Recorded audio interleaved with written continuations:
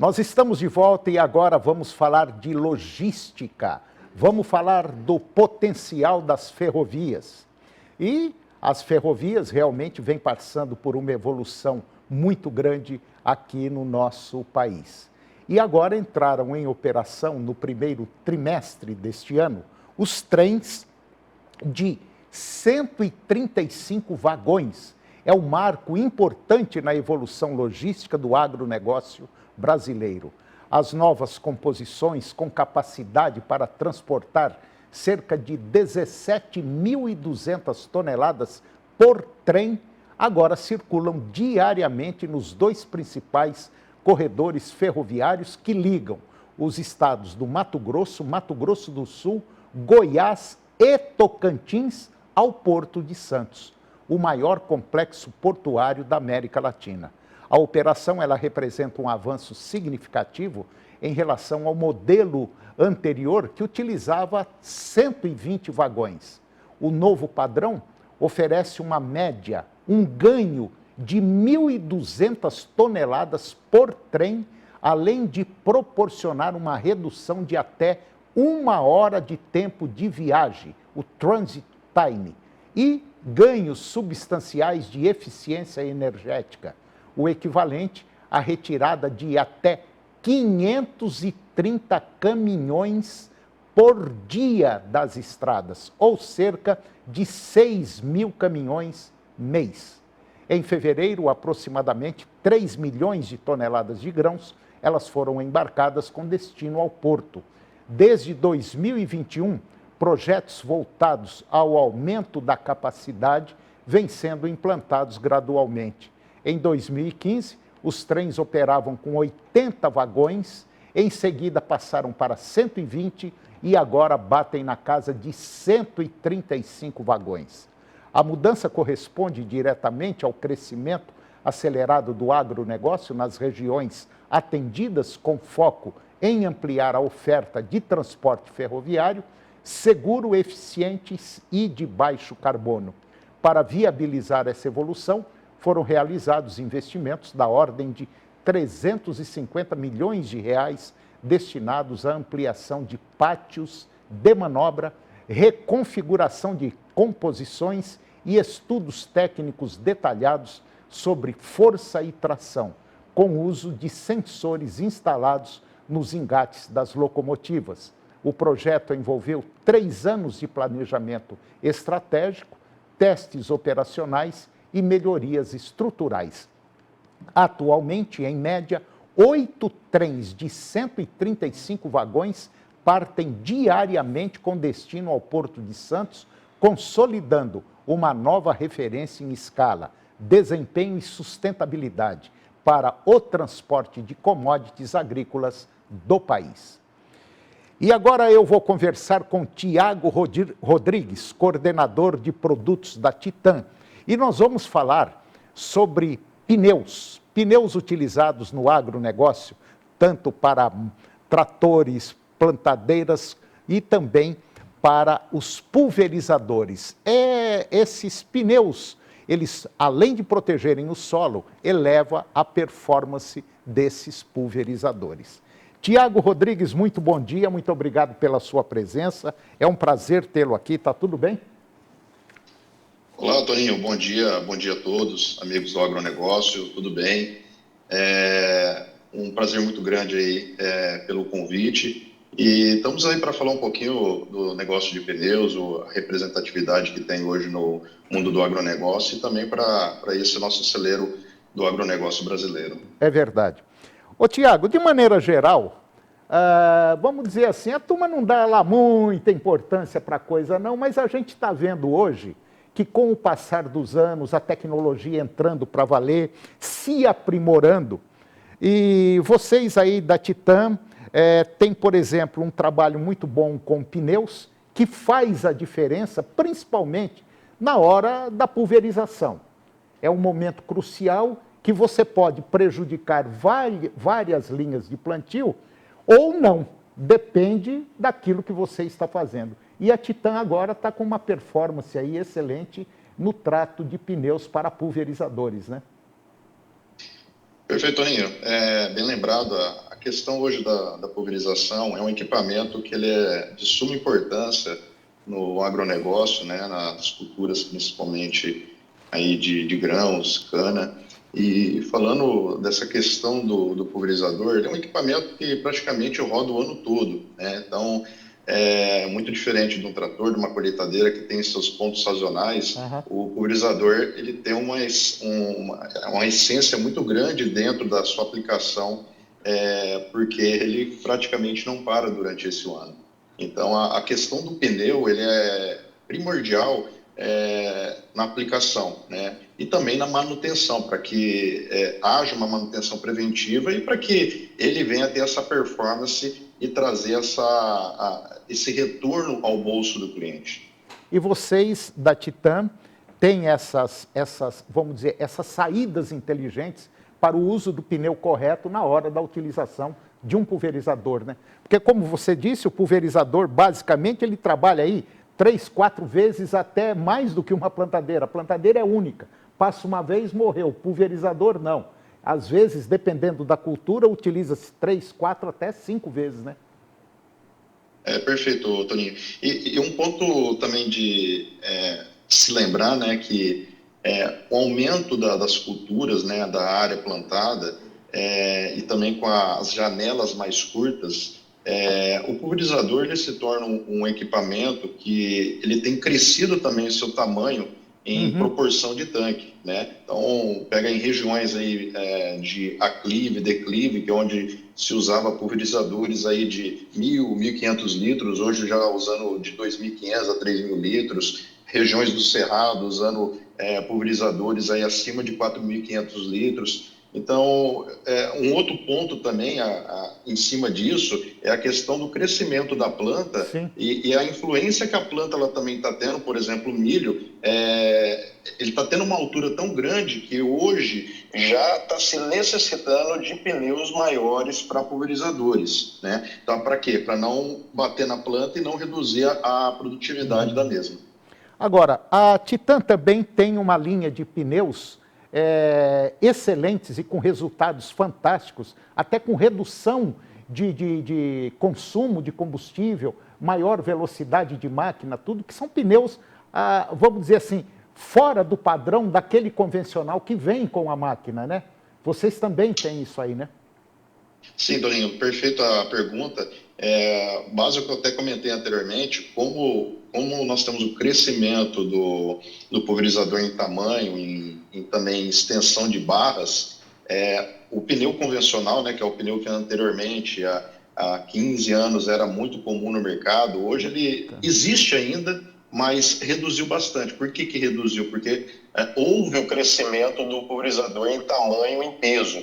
Então, hoje nós trazemos aí um portfólio de pneus produzidos pela Titan Pneus aqui no Brasil. São produtos nacionais, fabricados em São Paulo. São um portfólio de 12 pneus que abrange pulverizadores desde 2.000 litros até 4.000 e poucos litros acima.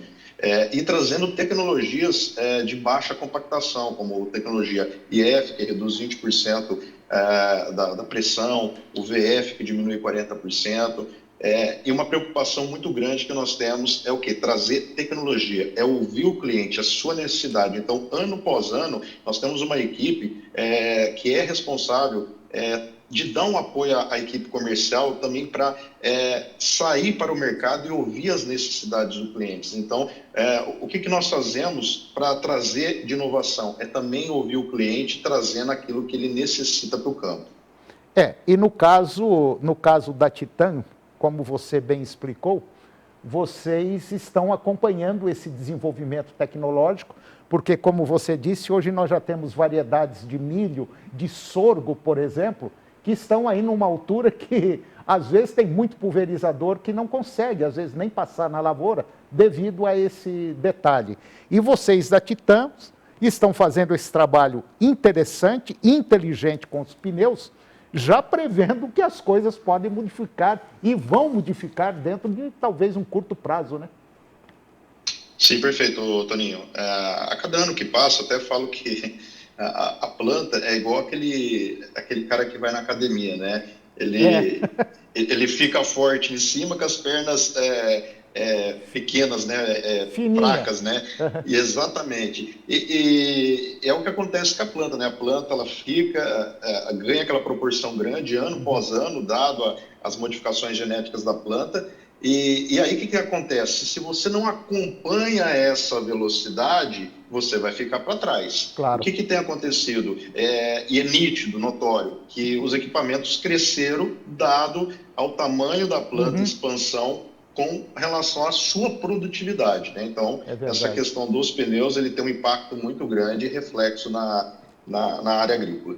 Bom, e você que está nos acompanhando, seria interessante ter essa visão também diferenciada, porque pode ter certeza absoluta, quando você passa um pulverizador, dependendo da largura do pneu, o prejuízo é muito grande. Entra aí no Google, coloca lá Titan Pneus, que você vai ter muita coisa boa para conhecer essa nova linha de pneus que a Titan está desenvolvendo, que já desenvolveu também, tem muita coisa nova.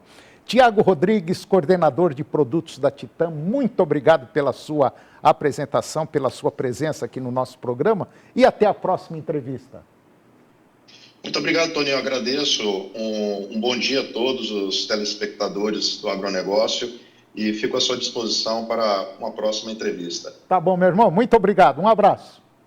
Outro. E o programa de hoje chegou ao fim. E eu termino o nosso programa com a seguinte frase. Muitas ideias se desenvolvem melhor quando transplantadas em outra mente do que naquela onde surgiram. Muito obrigado pela sua companhia, que Deus os abençoe e até o próximo programa.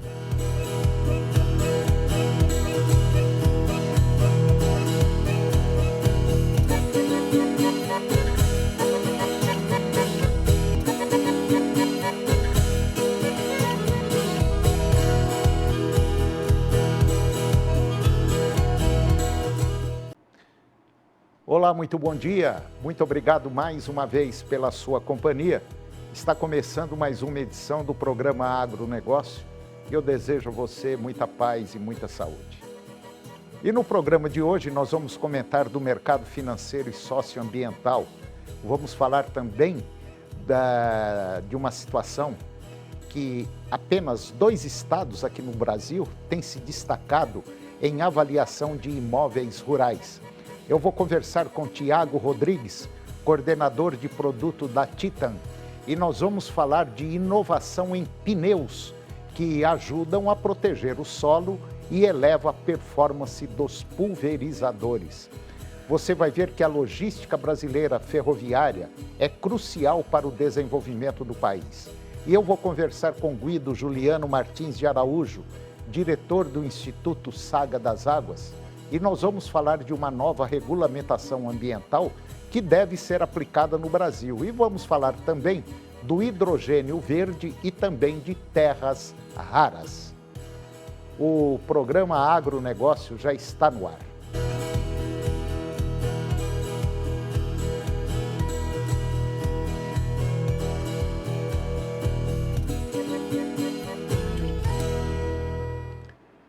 Eu começo o programa de hoje falando do mercado financeiro e socioambiental. Dados dos proprietários e inéditos da Serasa Experian revelam um potencial financeiro e socioambiental do plantio de soja e milho na região centro-oeste, um dos principais produtores de grãos do país. E de acordo com a Datatec, o estudo evidenciou um cenário positivo, pois 85% da base de imóveis analisada está em conformidade com as exigências socioambientais definidas no Manual de Crédito Rural, que é o MCR, ou seja, não possuem impedimentos como embargos ambientais, trabalho escravo, sobreposição com terras indígenas ou quilombolas ou unidades de conservação, além de possuir baixo risco de inadimplência. O REID de agronegócio da Serasa Experian, Marcelo Pimenta, ele comenta que as imagens de satélite e também os dados geográficos usados para analisar propriedades rurais revelam a maturidade socioambiental dos plantios. E, nesse sentido, avaliar os impeditivos para a concessão de crédito rural, como a sobreposição com florestas públicas tipo B e o histórico de alterações no perímetro do CAR, reforça a importância dessa expertise, fundamental para identificar e mitigar riscos. Dessa forma, na região, apenas 15% das propriedades que cultivam soja e milho não estão aptas para receber financiamentos frente aos critérios do Manual de Crédito Rural, o MCR, que, além de exigir um bom perfil econômico dos seus demandantes, tem implementado critérios socioambientais sobre a administração de recursos financeiros feita pelos credores do agronegócio. O levantamento considerou os perfis de crédito de possíveis demandantes da região centro-oeste que atuam com soja e milho. E falando no mercado financeiro e socioambiental, você vai ver agora que apenas 2 estados têm destaques em avaliação de imóveis rurais. De acordo com o mapeamento inédito realizado pela Serasa Experian, as unidades federativas de Goiás e Mato Grosso do Sul, que estão entre os maiores produtores de milho e soja da região centro-oeste, têm destaque em avaliação de imóveis rurais do CAR sobre critérios do MCR, que é o Manual de Crédito Rural, para concessão de crédito. E segundo a Serasa Experian, quando a força produtiva das regiões está aliada ao cumprimento dos critérios socioambientais observados, um movimento que fortalece o acesso ao crédito rural e atrai investimentos estratégicos. Além disso, com as mudanças do MCR, do Manual de Crédito Rural, essa preparação ela será cada vez mais crucial para manter a competitividade no campo.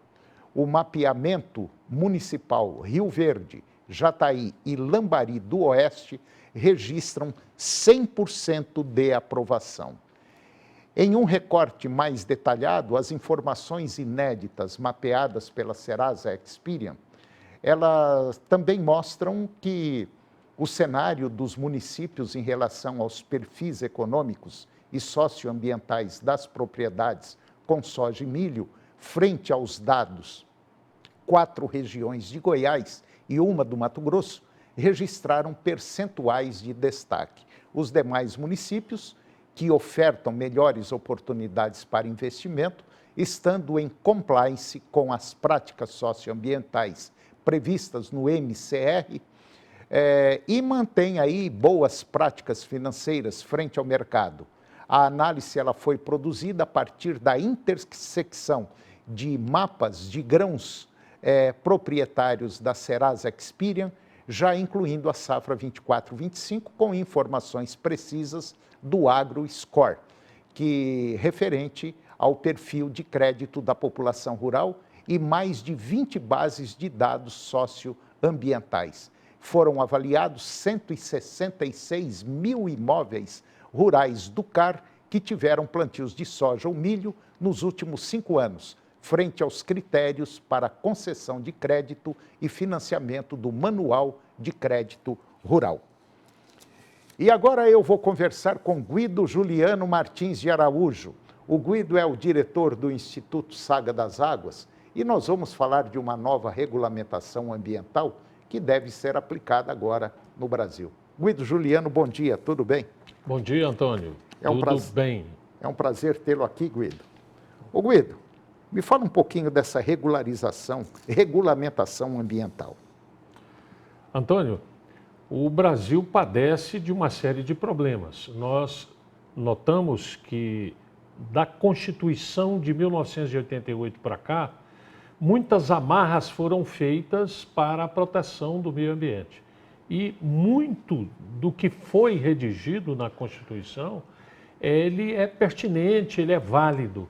Porém, há uma visão de alguns gestores de Brasília, fechando muitas vezes qualquer questão sobre o avanço, o progresso do Brasil na questão do agronegócio e também na retirada no subsolo de minerais e pedras preciosas.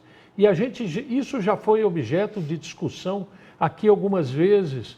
O país, um brasileiro pobre e com um país tão rico, rico em recursos naturais, rico em potencialidades do agronegócio e também e principalmente o nosso subsolo riquíssimo em ouro, em manganês, em vários minerais como o fósforo, como o potássio, essenciais para o agronegócio. E as questões, a legislação ambiental amarra muito isso.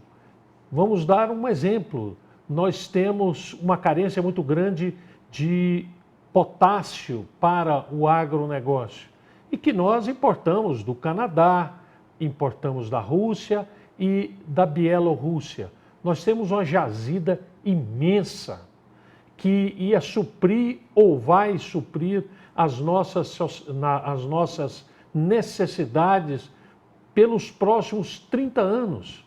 Ali na região de Altazes, às margens do Rio Madeira, e que esta coisa está amarrada, eles estão conseguindo agora desenrolar depois de anos uma licença ambiental para a retirada do potássio.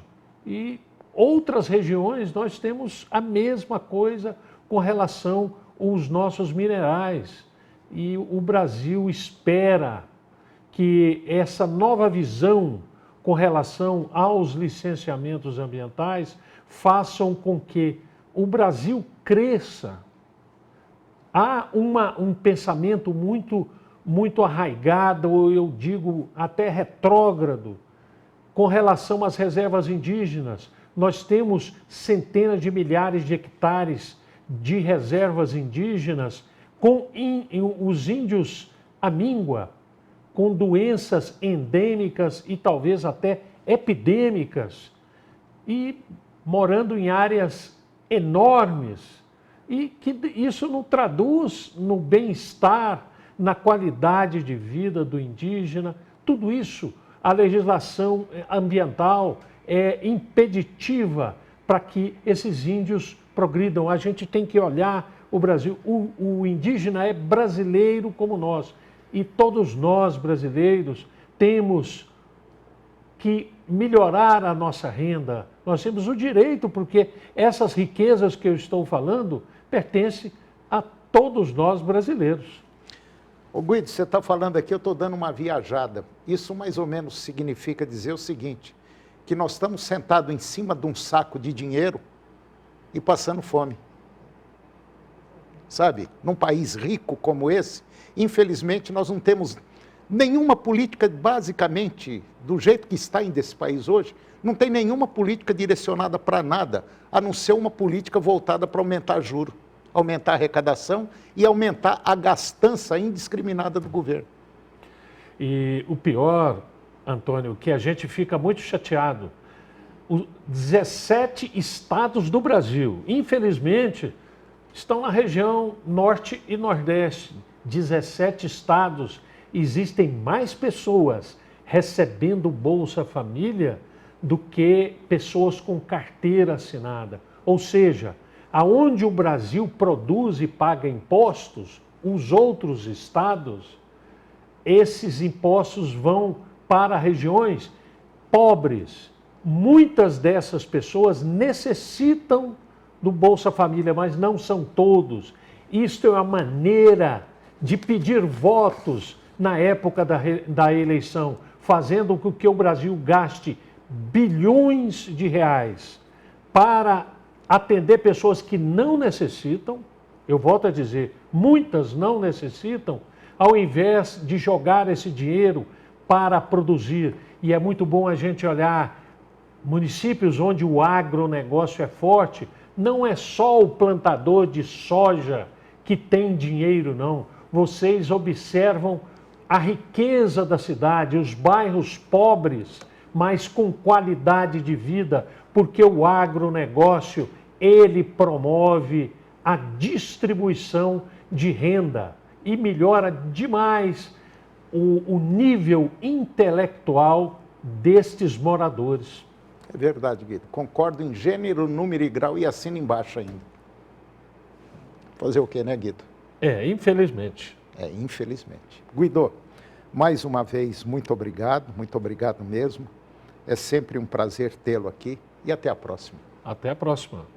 E depois do intervalo eu vou conversar com Tiago Rodrigues, coordenador de produtos da Titan, e nós vamos falar de inovação em pneus, que ajudam a proteger o solo e também elevam a performance dos pulverizadores.